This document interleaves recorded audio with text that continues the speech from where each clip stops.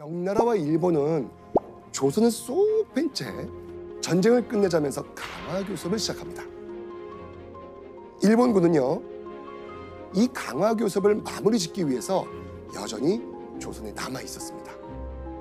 당시 명일 강화 교섭을 주도하고 있었던 것은요, 명나라 장군 심유경 그리고 일본의 장군 고니시였습니다.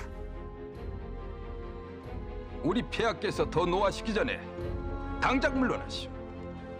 피를 흘리며 여기까지 온 이상 물러나는 것은 어려울 것이오. 전쟁으로 막심한 경제적 손해를 입은 일본은요, 강화 교섭으로 조선에서 무언가를 얻어가려 합니다. 그런데 이 강화 교섭이 진행될수록 조선은 흉흉한 소문이 돕니다. 어떤 소문?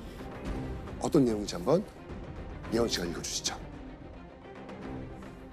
한강을 경계로 동쪽은 일본에 소속시키기로 하고서 강화를 비로소 정했다고 하였다.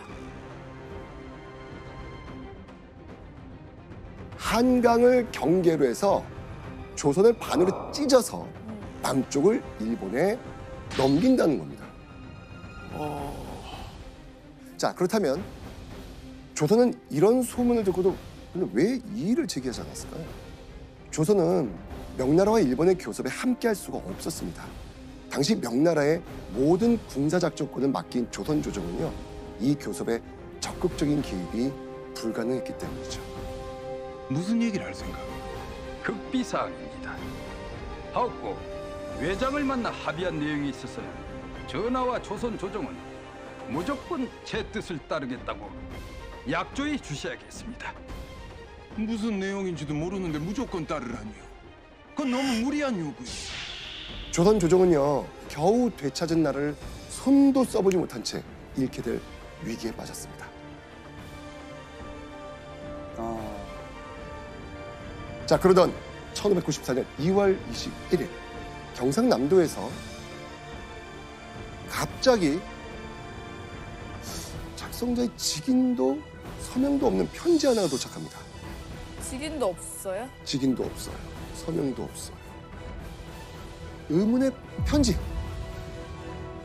과연 무엇이었을까요? 바로 한 외장의 편지였습니다. 외장? 외장이요? 일본군? 네. 외장?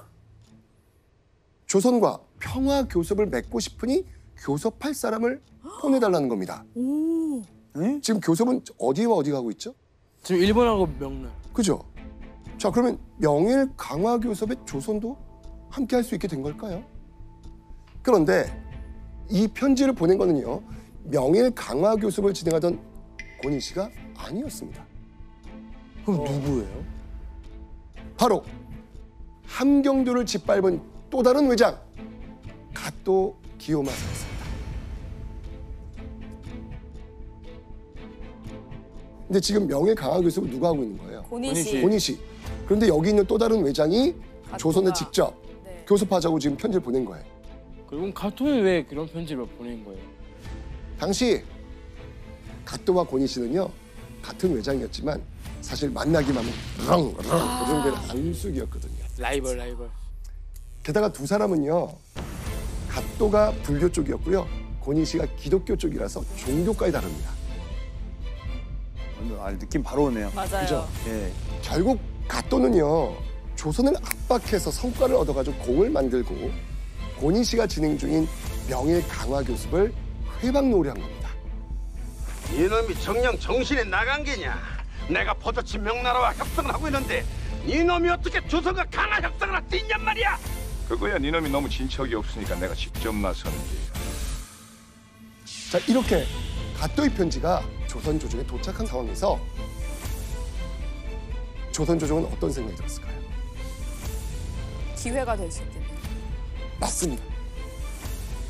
조선 조정은 명일 강화 교섭의 진상을 확인할 절호의 기회라고 생각하진 않았을까요?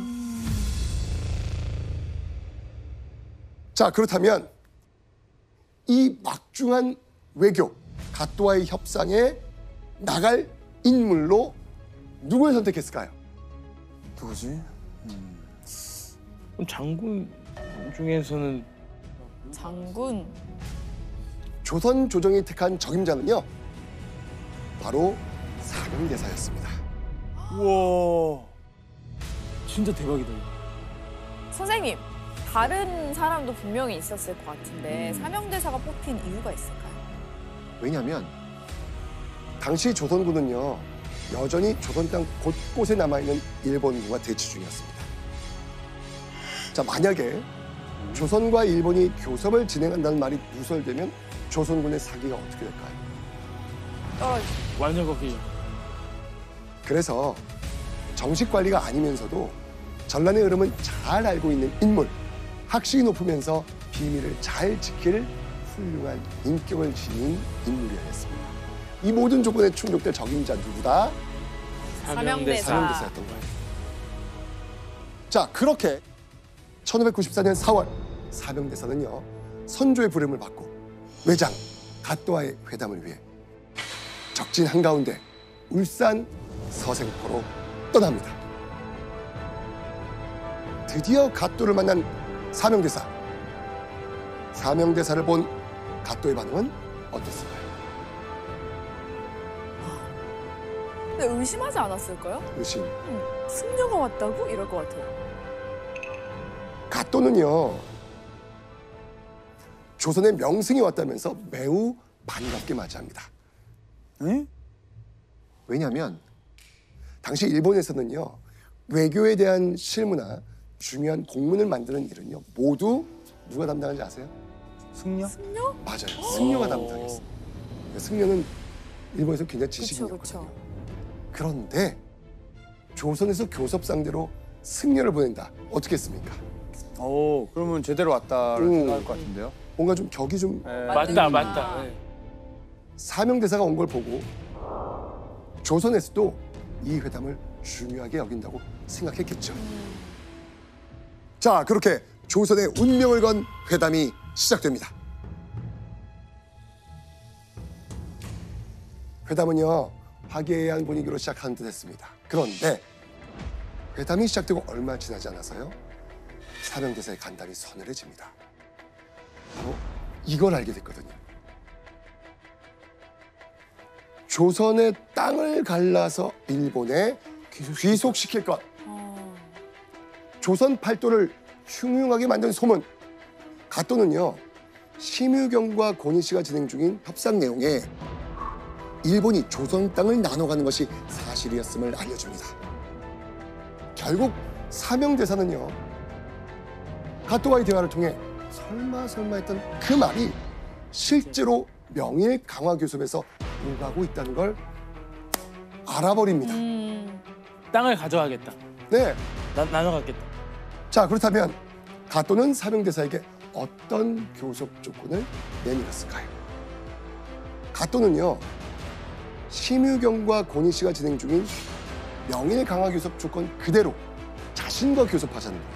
아, 그러니까 갓도는 내용이 달라지는 건 아니고 그 나랑 하자는 거예요, 나랑.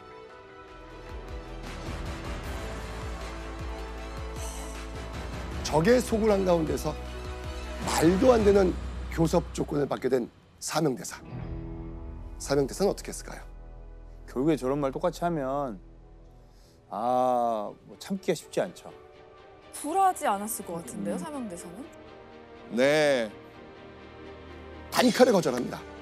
그리고 이렇게 말하죠. 이 강화 교섭의 조건이 얼마나 허무맹랑한 요구인지 조목조목 이유를 들어 강하게 맞섰습니다. 결국 갓도는 자기의 뜻을 조선에 관철시킬 수 없다는 사실만 확인하고 사명대사를 돌려보내야 됐습니다. 우와. 자, 그렇게 서생포 외성을 나온 사명대사는요, 갓도와 나눈 대화를 즉각 조선 조정에 보고합니다. 이제야 명일 강화 교섭의 전모를 알게 된 조선 조정. 명일 강화 교섭을 결렬시키고 일본을 물러나게 할 방식을 논의하기 시작하죠. 결국 적진까지 들어간 사명대사의 활약 덕분에 조선 조정은 큰 도움을 얻을 수 있었던 겁니다. 대단하다. 그런데 약 3개월 뒤인 7월 10일 가토 측에서요 또다시 조선 조정에 교섭을 요청합니다. 고니 씨가 자기보다 먼저 강화 교섭에 성공할지 모른다는 불안감 때문이었습니다.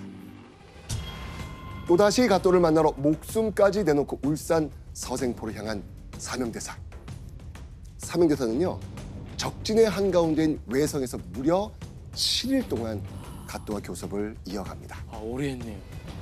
자, 그러던 어느 날 가토는 사명대사에게 이렇게 묻습니다. 그 조선의 보배는 무엇이오?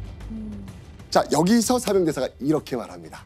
바로 이게 문제입니다. 오. 보시죠. 이때 사명대사가 말한 조선의 보배란 무엇이었을까요? 이게 질문으로 나왔다라는 거는 우리가 생각하는 그런 평범한 게 아니란 겁니다. 정답. 정답. 조선의 보배는 바로 나요. 사명대사 나. 나. 조나단 오답. 느낌이 어떤 느낌이에요? 조나단 씨가 처음에 얘기했던 거를 입장을 바꿔서 생각하면 돼요. 나요? 사명대사가 말한 조선의 보배란 이 친구는 나라고 했습니다.